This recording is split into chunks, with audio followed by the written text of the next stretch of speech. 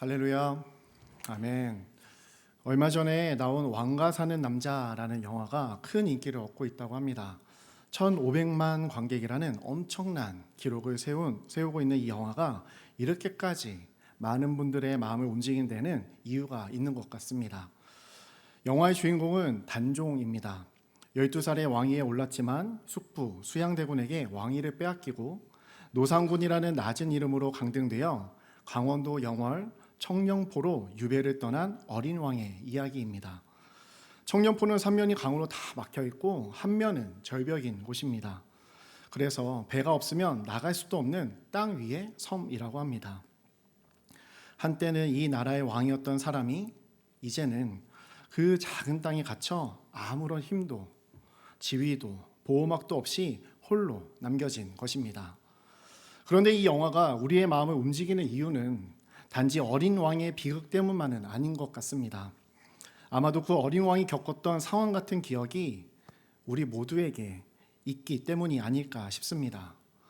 사면이 막힌 자리, 아무도 알아주지 않는 자리, 너무나 억울한데 아무에게도 말할 수 없는 그런 자리, 그 자리에 있어 본 사람이라면 단종의 이야기에 마음이 멈출 수밖에 없는 것입니다. 사랑하는 성도 여러분, 오늘 우리가 함께 살펴볼 레위기 12장도 바로 그런 자리에 있는 사람들의 이야기입니다. 세상의 눈으로 보면 가장 낮고 가장 약하고 가장 버림받은 것처럼 보이는 자리에 있는 사람들입니다. 그 시대에 인간 대접도 받지 못하던 여인, 누구보다 축하받아야 할 출산 직후에 부정하다라는 말을 들을 수밖에 없었던 여인, 제사를 드려야 하는데 어린 양조차 드릴 형편이 되지 못하던 여인, 이런 안타까운 처지에 놓인 여인들의 이야기가 오늘 본문에 담겨져 있습니다. 그렇다면 세상에서 인정받지 못하고 낮은 곳에 있던 그 여인들을 하나님은 어떻게 보고 계셨습니까? 세상이 외면하는 그 자리를 하나님은 오히려 더 집중하여 바라보고 계셨습니다. 오늘 이 레위기 12장을 잘 들여다보면 그 안에는 율법의 차가운 규정이 아니라 가장 약한 자를 향한 하나님의 따뜻하고 섬세한 보호가 담겨 있습니다. 사실 이 본문은 성도님들에게 가장 오해를 많이 받는 본문 중에 하나입니다. 그러나 그 안에 담긴 하나님의 마음과 시선을 알게 되면 하나님의 향한 오해는 눈 녹듯이 다 사라지고 오히려 하나님의 사랑으로 우리의 마음이 가득 채워지게 될 줄 믿습니다. 그렇다면 하나님의 보호 아래 온전히 서기 위해 우리가 붙잡아야 할 것이 무엇인지 오늘 본문을 통해 함께 살펴보고자 합니다. 우리가 하나님의 보호 가운데 거하기 위해서는 첫 번째, 하나님이 주시는 쉼 안에 거해야 합니다. 하나님이 주시는 쉼 안에 거해야 합니다. 레위기 12장 2절을 보면 여인이 아이를 낳으면 부정하다라고 하십니다. 처음 이 본문을 읽으면 좀 불편한 마음이 드는 것이 사실입니다. 마치 출산이 죄라도 되는 것처럼 산모가 잘못이라도 한 것처럼 들리기 때문입니다. 그런데 사랑하는 성도 여러분, 우리는 여기서 부정하다라고 번역된 단어를 주목해야 합니다. 이 단어의 원어가 탐해입니다. 이 탐해라는 단어는 도덕적인 죄악이나 윤리적 실패를 의미하는 단어가 아닙니다. 그래서 이 단어는 피부병 환자나 시체를 만진 사람, 그리고 출산한 여인에게 모두 똑같은 단어가 사용됩니다. 피부병이 생기거나 시체를 만졌다고 죄를 지은 것은 아니지 않습니까? 이처럼 이 세 종류의 사람은 공통적으로 죄로 인한 정죄 선언을 받은 것이 아닙니다. 하나님은 이 단어를 통해 단 한 가지를 말씀하고 계신 겁니다. 지금은 잠시 거룩한 영역으로 나아올 수 없는 상태, 이것이 탐해의 정확한 의미인 것입니다. 비유를 들자면 이것은 마치 병원에서 면역이 약한 환자에게 격리를 선언하는 것과 같습니다. 그 선언은 환자를 정죄하는 말이 아닙니다. 외부의 모든 것으로부터 그 환자를 철저히 보호하겠다는 의미입니다. 그 선언 안에는 이 환자를 반드시 회복시키겠다는 의지 또한 담겨 있습니다. 하나님의 탐해가 바로 그런 선언이었습니다. 그 상태에 있는 사람을 내버려 두지 않으시고 하나님이 친히 쉼과 보호의 질서를 마련해 주신 것입니다. 그렇게 하나님의 탐에는 그 여인을 밀어내는 말이 아니라 오히려 끌어안아 주시는 말씀이었습니다. 그렇다면 이 탐의 선언이 그 당시 여인들에게 구체적으로 어떤 의미였겠습니까? 당시 고대 근동 문화에서 여성의 사회적 지위는 굉장히 낮았다고 합니다. 아이와 여인은 그저 노동력일 뿐 그 이상도 이하도 아니었습니다. 그렇기에 출산은 곧 노동의 부재로 여겨졌고 출산 직후의 여인은 공동체 안에서 가장 가여운 존재가 되어버렸습니다.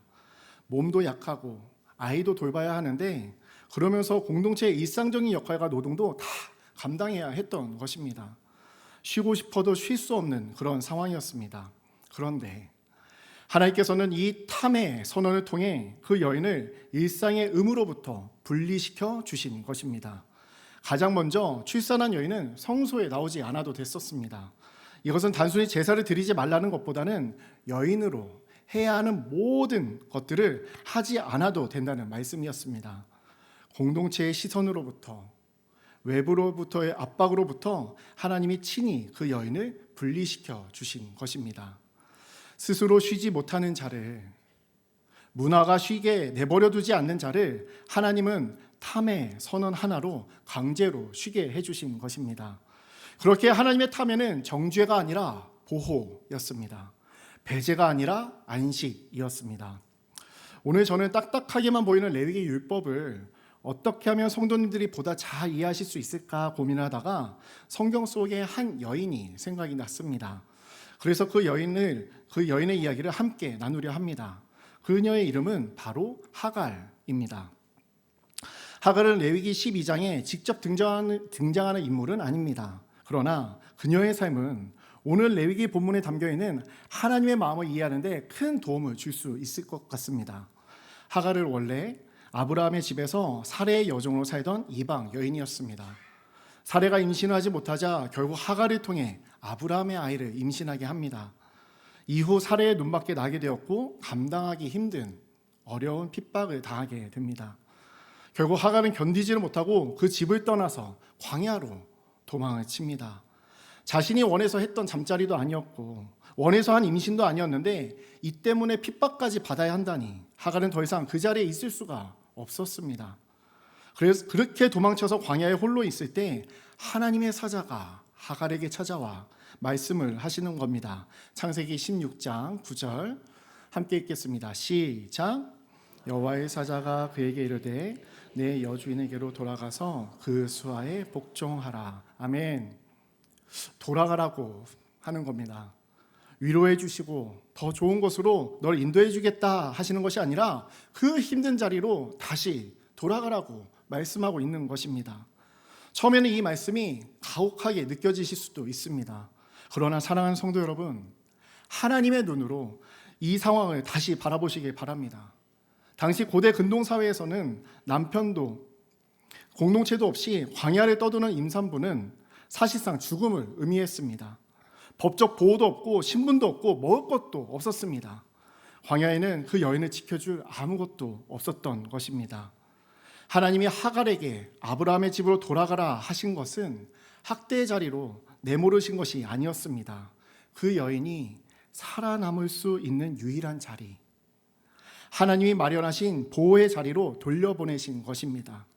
하갈의 눈에는 숨막히는 곳이었지만 하나님의 눈에는 그곳이 하갈과 아이를 지킬 수 있는 유일한 곳이었습니다.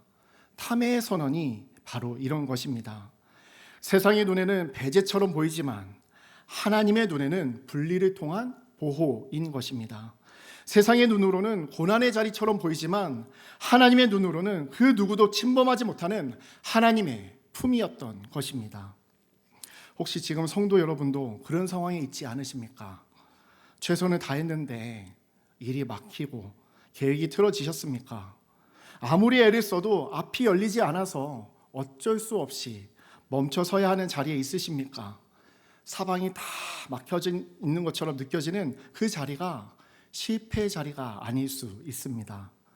하나님이 친히 분리하여 보호하고 계시는 자리일 수 있습니다.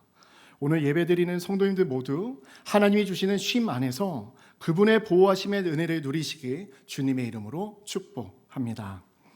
우리가 하나님의 보호 가운데 거하기 위해서는 두 번째, 하나님이 주시는 시간을 신뢰해야 합니다. 하나님이 주시는 시간을 신뢰해야 합니다. 레위기 12장 2절을 보면 남자아이를 낳으면 정결 기간이 총 40일이 주어집니다. 그런데 5절을 보니까 여자아이를 낳은 경우에는 80일로 2배가 주어지는 겁니다. 이 차이를 어떻게 이해해야 합니까? 성경은 이 차이에 대한 이유를 설명해 주지 않고 있습니다. 그래서 여러 학자들이 자기들의 생각을 주석에 써놨는데 그중 하나가 남자아이를 낳을 때보다 여자아이를 낳을 때 더 많은 분비물이 나오기 때문이라는 의견이 있었습니다. 그런데 현대의학에서 이것이 아니라고 밝혀졌습니다. 또 당시 여인이 남자보다는 사회적 위치가 낮고 인정받지 못하던 때였기 때문에 여자를 낳은 것은 죄를 안고 태어난 것이라는 의견이 있었습니다. 그래서 2배의 기간 동안 자숙시켰다는 의견입니다. 그런데 정말 여자아이를 낳은 것이 죄라고 여겨진 거였다면 하나님께서는 여자아이를 낳은 여인에게 번제보다 먼저 속죄제부터 드려 죄를 해결하라 하셨을 텐데 그러지 않으셨습니다. 그래서 이 주장도 설득이 약한 것 같습니다. 저도 이 부분을 가지고 오랜 시간 동안 기도를 하면서 묵상하며 하나님께 여쭈었습니다. 그러던 중 이런 마음의 감동을 주시는 겁니다. 당시 고대 문화에서 남자아이를 낳은 어머니는 칭송을 받게 되었지만 딸을 낳은 어머니는 실망과 위축을 감수해야 했습니다. 남편에게, 시댁에게, 공동체에게 고개를 들기 어려운 상황이었습니다. 산모의 몸이 회복되는 것도 중요하지만 여자아이를 낳은 어머니에게는 몸보다 마음의 회복이 더 간절한 상황이었던 것입니다. 그래서 하나님은 그 산모에게 2배의 시간을 주신 것 같았습니다. 세상의 시선으로부터 더 오래 분리시켜 주신 것입니다. 사회적 압박으로부터 더 오래 지켜주신 것입니다. 이것은 정죄하기 위함이 아니라 몸과 마음이 하나님 안에서 온전히 회복되기를 바라셨던 하나님의 더 큰 배려였습니다. 맞습니다. 물론 성경 본문에서는 이 이유를 명확히 제시하고 있지는 않습니다. 그러나 분명한 것은 이것입니다. 하나님이 정하시고 허락하신 시간은 단 한순간도 무의미하지 않다는 것입니다. 우리가 생각할 때 남보다 늦은 것처럼 보이고 길게만 느껴지는 그 시간이 하나님이 우리에게 허락하신 가장 완벽한 타이밍일 수 있습니다. 하나님이 주시는 시간에는 반드시 이유가 있습니다. 다만 우리가 그 이유를 알지 못할 뿐입니다.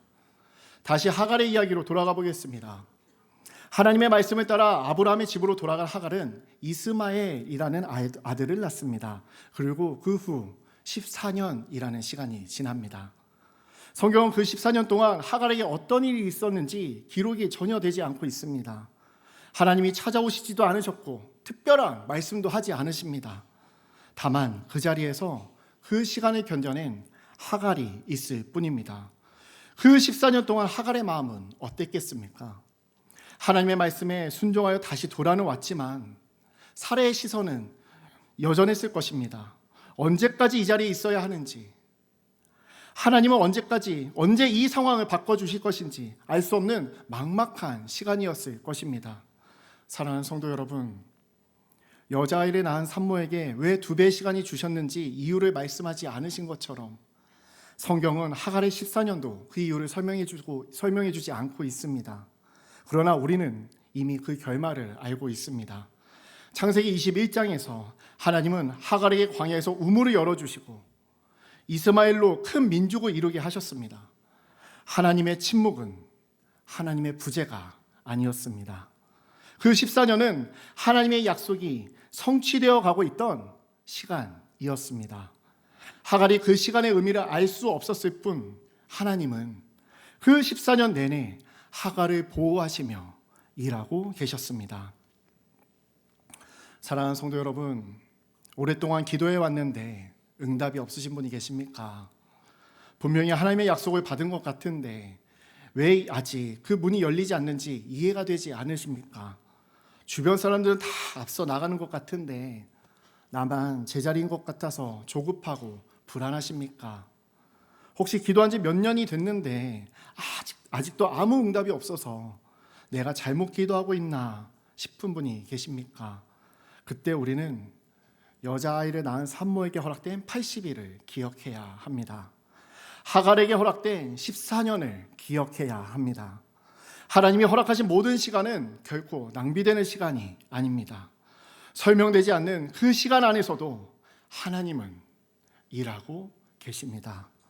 하나님이 주시는 시간을 신뢰하지 못할 때 우리의 마음은 조급해지고 스스로 문제를 해결해 보려다가 더 큰 벽을 만나게 되는 겁니다. 그러나 하나님이 주시는 시간을 신뢰할 때 우리는 비로소 그분의 온전한 인도하심을 경험할 수 있습니다.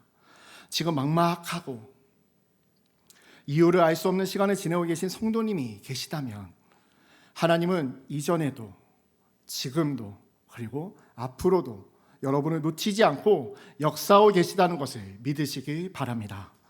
오늘 예배드리는 성도님들 모두 하나님의 계획 가운데 허락된 그 시간을 신뢰하며 나아가시기 주님의 이름으로 축복합니다.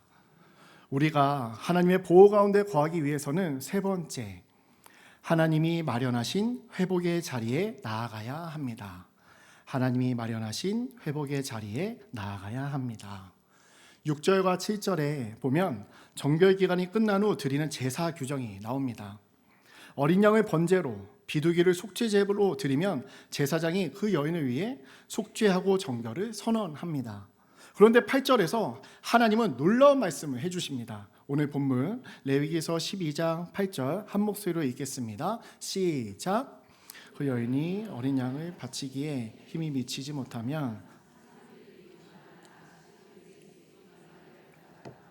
하나는 번제물로 하나는 속죄제물로 삼을 것이요 제사장은 그를 위하여 속죄할지니 그가 정결하리라. 아멘. 어린 양을 드릴 형편이 되지 않는 사람을 위해 하나님이 먼저 대안을 본문 안에 마련해 두신 것입니다. 하나님은 이 율법을 주실 때부터 이미 가난한 자를 향한 배려를 그 안에 새겨 놓으셨습니다. 우리는 여기서 7절과 8절에 공통적으로 등장하는 단어에 주목해야 합니다. 바로 속죄하다로 번역된 키퍼라는 단어입니다. 이 단어는 덮다, 가리다 라는 의미의 단어입니다. 죄와 부정함 위에 무언가를 덮어서 그것을 완전히 가려준다는 의미입니다. 그런데 이 키퍼는 단순히 죄를 지우는 것이 아닙니다. 하나님과 사람 사이의 관계를 온전히 회복시키는 행위를 의미합니다. 그리고 또 여기서 중요한 것은 이 키퍼의 주어가 누구냐 하는 것입니다. 제사장이 그를 위하여 속죄할지니 라고 되어 있습니다. 제사를 드리러 온 그 여인이 주어가 아닙니다. 바로 제사장입니다. 가난하여 아무것도 내놓을 수 없는 자를 위해 하나님이 세우신 제사장이 나서서 그 여인의 회복을 위해 제사를 드려주라는 것입니다. 이 여인의 입장에서 한번 생각해 보면 좋을 것 같습니다. 하나님이 주시는 쉼 안에 있었습니다. 그리고 하나님이 주시는 시간 안에서도 있었습니다. 드디어 정결 기간이 다 끝나고 이제 하나님께 나아가야 하는데 제사를 드리고 다시 일상으로 돌아가야 하는데 정작 어린 양조차 드릴 형편이 안 되는 겁니다. 그때 여인에게 무엇이 보였겠습니까? 부족함으로 가득한 자신의 모습이 보였을 것입니다. 하나님이 마련해 주신 회복의 자리 앞에서도 자신을 바라보면 여전히 부정한 것 같고 드릴 것이 없으니 자격이 없는 것 같고 이 제사를 드려도 과연 온전히 회복될 수 있을지 두렵고 불안했을 것입니다. 그런데 이것은 우리도 마찬가지 아닙니까? 하나님의 쉼 안에 있어도 하나님의 시간 안에 있어도 막상 나 자신을 바라보면 여전히 부정한 것 같고 부족한 것 같고 실패한 것처럼 느껴질 때가 있습니다. 과연 내가 회복할 수 있을까 하는 마음이 들 수도 있습니다. 하지만 하나님은 제사장으로 하여금 그 여인의 속죄를 이루어 주십니다. 하나님의 키퍼, 속죄를 행하여 주십니다. 그 여인이 완전해서가 아닙니다. 그 여인이 무엇을 했기 때문이 아닙니다. 그저 하나님께 나아왔을 뿐인데 제사장이 나서서 속죄를 행하여 줍니다. 그리고 그 키퍼 후에 제사장을 통해 울려 퍼지는 선언이 있습니다. 레위기 12장의 마지막 단어입니다. 베타헤라, 그가 정결하리라 라는 뜻입니다. 어린 양을 드린 자도 비둘기 2마리를 드린 자도 하나님의 마지막 선언은 동일합니다. 그가 정결하리라. 부정선언, 탐해로 시작한 이 본문이 정결선언, 베타헤라로 끝이 납니다. 하나님의 목적은 처음부터 이것이었습니다. 분리가 아니라 보호, 정죄가 아니라 회복이었던 것입니다. 마찬가지로 하나님께서는 자기 자신을 보고 있는 우리에게 말씀하고 계십니다. 대단한 믿음이 없어도 괜찮다 하십니다. 드릴 것이 부족해도 괜찮다 하십니다. 왜냐하면 우리의 힘으로, 우리의 어떠함으로 회복되는 것이 아니기 때문입니다. 우리가 죄인 되었을 때에 그리스도께서 우리를 위하여 죽으심으로 하나님께서 우리에 대한 자기의 사랑을 확증하셨느니라. 아멘. 하나님은 우리의 어떤 때문이 아닌 하나님의 사랑으로 인하여 강권적으로 우리를 위해 십자가에서 죽으심으로 구원의 길을 열어주셨습니다. 그리고 십자가에서 우리의 죄를 위해 죽으시고 부활하신 예수님을 우리 마음의 주인으로 모셔드리면 하나님께서는 우리에게 베타해라, 너는 정결하리라, 너는 구원받았노라 라고 선포해 주십니다.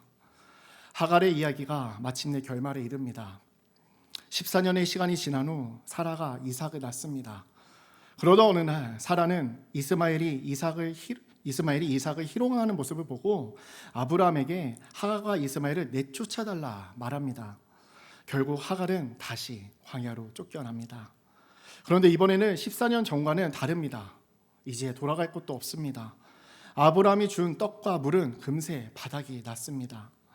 강렬한 태양이 머리 위로 쏟아지고 함께 가던 이스마엘은 더 이상 못 가겠다며 쓰러지는 겁니다. 하갈은 아이를 부축해서 조금 더 가보려 하지만 이제 그녀도 더 이상 걸을 힘이 없습니다.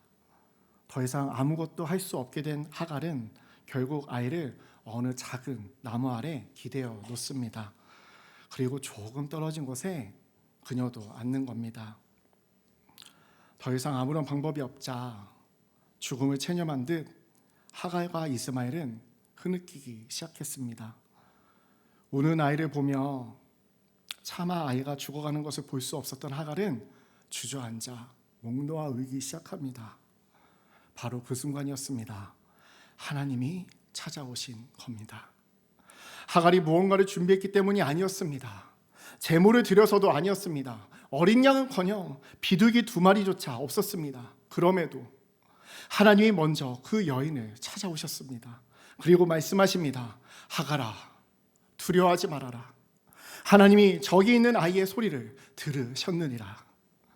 아무도 없는 그 광야에서, 아무도 보이지 않는 그 자리에서 하나님은 이미 그 여인의 울음을 듣고 계셨습니다. 하나님은 하갈이 광야에서 쓰러지기 훨씬 전부터 이미 그녀의 인생 안에 개입하고 계셨습니다. 이어서 하나님은 하갈에게 우물을 열어 목마름을 채워주시고 그 아이로 큰 민족을 이루게 하시겠다는 약속을 이루어 주십니다. 사라에게 멸시받고 광야로 쫓겨난 이 여인이 하나님의 강권하시는 손길로 민족의 어머니가 된 것입니다. 사랑하는 성도 여러분, 하갈은 오늘 우리 모두의 모습입니다.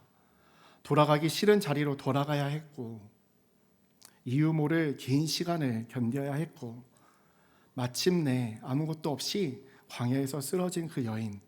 그러나 하나님은 그 모든 자리에서 하갈을 붙들고 계셨습니다. 그리고 그 누구의 도움도 없는 광야에서 하갈을 살리셨습니다. 이런 하나님께서 오늘 본문 레위기 12장을 통해 우리에게 선언하십니다. 그는 정결하리라. 우리를 향한 하나님의 강권적인 회복의 선언입니다. 우리를 바라보면 결코 회복은 불가능합니다. 하지만 예수 그리스도로 말미암아 우리를 구원해 주시고 회복해 주시는 하나님을 바라보며 나아갈 때 하나님의 일방적인 선포, 그는 정결하리라 하시는 하나님의 약속이 성취될 줄 믿습니다. 오늘 우리가 함께 살펴본 레위기 12장은 차갑고 낯선 규정처럼 보입니다. 그러나 그 안에는 가장 연약한 자를 향한 하나님의 섬세한 손길이 담겨 있습니다. 하나님은 스스로 쉬지 못하는 자를 분리하여 쉬게 해주시고 설명되지 않는 시간 속에서도 인도해 주시며 형편이 없는 자에게도 회복의 길을 열어 주십니다.